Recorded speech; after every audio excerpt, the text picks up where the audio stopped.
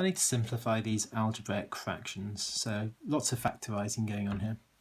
So I've got 2x squared plus x minus 15. Let's factorise that first of all. So I know it's going to be two sets of brackets. I know it's got to be a 2x and an x to give a 2x squared. And I'm thinking that it's probably got to be a 5 and a minus 3, or a minus 5 and a 3 to get 15. If I had that as being a 3 and that as being a 5, that way I'll get a 15 on the end, and I'll get a 6x here and a 5x here, which would make me get this single x there. So I need that to be a plus 3 and I need that to be a minus 5. Because 2x times 3 is 6x, 5x minus 5 times x is minus 5x, and the 6x take away the 5x will give me the plus x there.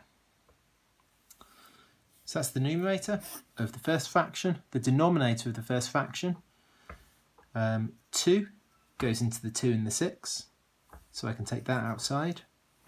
And I've also got an x squared in both of these terms here, so I can take an x squared outside, which would leave an x, because 2x squared times x gives the 2x cubed,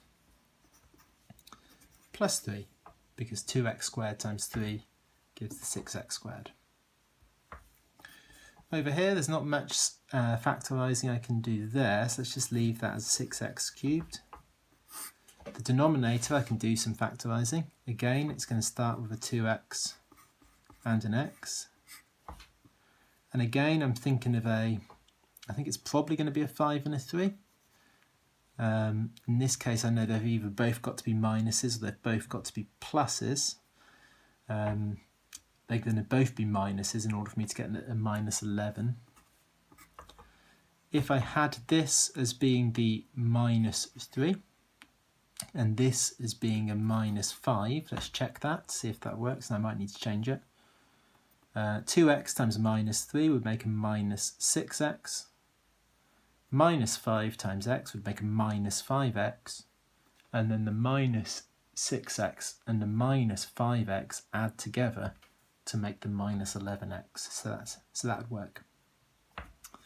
Right, now we've done all the hard work. Now we can get to the nice bit of actually cancelling out the things that are going to cancel.